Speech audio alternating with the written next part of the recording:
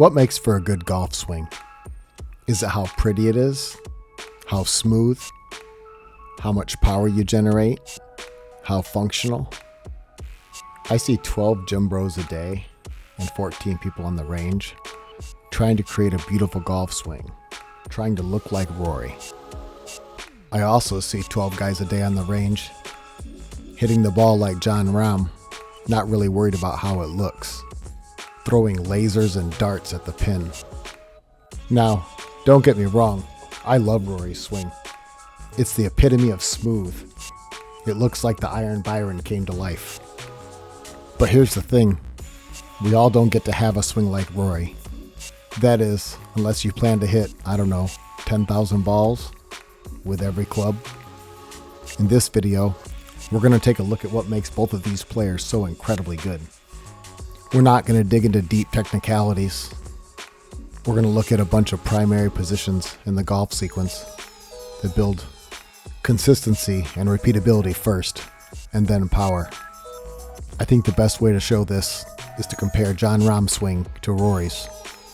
Everybody knows Jon Rahm throws darts and bombs the ball, but everybody's watching Rory's swing on YouTube, sometimes more entertained by how it looks than how he scores. Don't get me wrong, these are two of the best ball strikers on tour, and if I was 20 years old, I'd probably try to be like Rory too.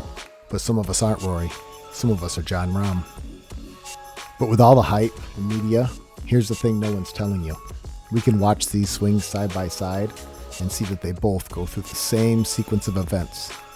I mean, it's dictated by their body types and their age and the type of swing they've chosen to make.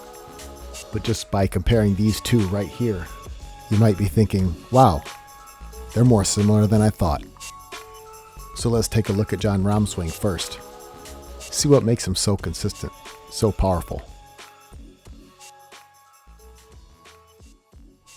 See, Jon Rahm's hands start in front of the club face, already in a press position.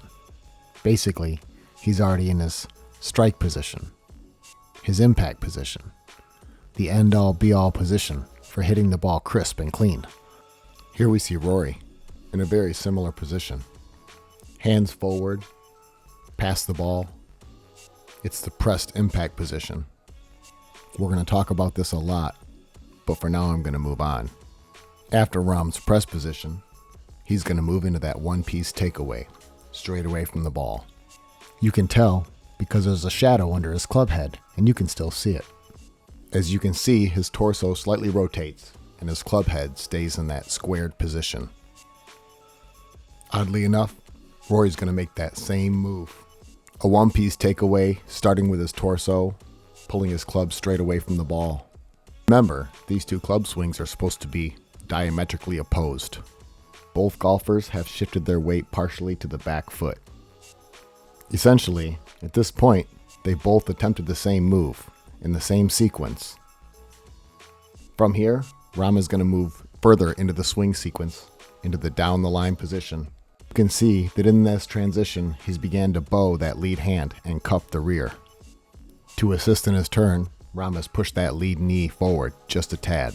Now the rear knee, being a little less mobile, hasn't moved as much as most golfers. Now Rory starts that same move to the down the line position. The only real difference here is that Rory doesn't do that bowed lead and cupped rear hand. But Rory probably doesn't have that natural cast or over the top. Rory's lead leg does push forward a little more than Rahm, and his right leg, his trail leg, pushes back just a tad more. Doing so, his turn has already gotten a little bigger than Rahm's, and his arms are slightly inside the line, creating the feeling of a draw. Now Rahm leans that left knee a little further in and finishes his turn. Turn is far shorter than Rory's, and it's obvious. He's going to sit a little earlier than Rory too, because he's going to use more straight line acceleration and less twist and corkscrew like Rory. Rahm combines parts of the sequence. His left knee coming forward, his right knee pushing back, and he starts to squat almost immediately. Because he's not turning as far, he doesn't have to have as much patience in the backswing as Rory does. Now we're going to see that Rory completes a far bigger turn than Rahm. turning his back all the way towards the target. His left knee coming even further forward and his right knee pulling all the way back to open his hips. This is really the only difference in their swings. See, Rory has a corkscrew swing. He uses torsion release, while Rahm uses more of a straight line swing. He leaves his hands at the furthest point from the ball and then uses a straight line acceleration, which is why he hits it so straight. See, Rahm's hands' initial move is straight towards the ball, instantly creating lag, pulled down by his lower body. Rory sits into this position also, but you'll notice that his hands aren't initially heading straight to the ball. They're actually moving away from the ball. He has to be far more patient because his swing is so much larger. This is one of the reasons that most amateurs should start with a smaller swing, because patience takes patience to garner. And then from here, Rory pulls it down into the lag set position, which is this V. Just like Rahm, at no point in this swing has the club head caught up to his hands. From here, Rahm is going to force his hands down past the ball. His lead leg pulls back while his rear leg presses forward. You're going to notice this position is very common with all good ball strikers. From here, he can release the club head without worrying about it passing his hands before impact, because his hands have already passed the ball. And as they were when he first set them, his lead hand is still bowed, and his trail hand still cupped. Here we see Rory driving his swing with his lower body, front leg pulling back, rear leg pushing forward. His hands have now reached the ball, so he's free to release the club head because it cannot catch his hands until it struck the ball. Again, the magic of the press position. Now Rahm moves to the impact position, his hands clearly in front of his club head. His lead leg has posted, meaning it stood him up straight and stopped moving forward. Even though his moves are not as dynamic as Rory's, the effect is the same, driving down and through the ball.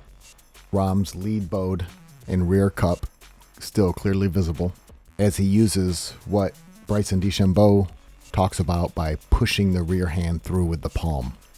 Now Rory's going to reach that impact position with his hands clearly in front of the ball, with the club head trailing, posting that left side of his body and standing up tall with his lead hip, preventing him from moving forward, allowing his follow-through to be true and tall. We can work on our follow-throughs, but our follow-throughs are really a product of the rest of the sequence of the swing. For Rory, it's almost a conserving of energy. He's simply let it go. Rahm too is going to make that impact position with his hands in front of the ball and then finish high, conserving energy, letting it go in the direction the club was already moving. So now we've looked at both swings. So now what? Well, now let's look at them again, now that we're a little more informed. See, for the most part, the sequences in all professional golfers' swings are the same. The sequence positions, they vary a little, based on age, body type, all sorts of factors that they can't control. The thing is, the swing is beautiful because it's functional. The swing isn't functional because it's beautiful. It's functional because it uses physics, straight lines, calculations to create something repeatable. I'm going to end this by telling you something I've already told you before. You need to work on that press position. When you start and end with the impact position, some of the other sequences fall into line much easier. For example, Rahm's lead bow hand, rear cup hand. I get requests for lessons for that all the time, and it's very difficult to accomplish, especially if someone doesn't start in a press position. If you start your hands in that bowed and cupped position at the beginning of your swing, it is far easier to accomplish it at the top, and then return it to the impact position. You see, YouTube has got us believing that we need to be beautiful to be great. I mean, some of us believe we have to be beautiful just to be good. And that's not really true in golf. I mean, yes, if you have a functional swing, there's going to be some beauty to it. You can guarantee that. But my suggestion is don't start with what preconceived beauty is. Find these sequences, create your own beauty in your swing.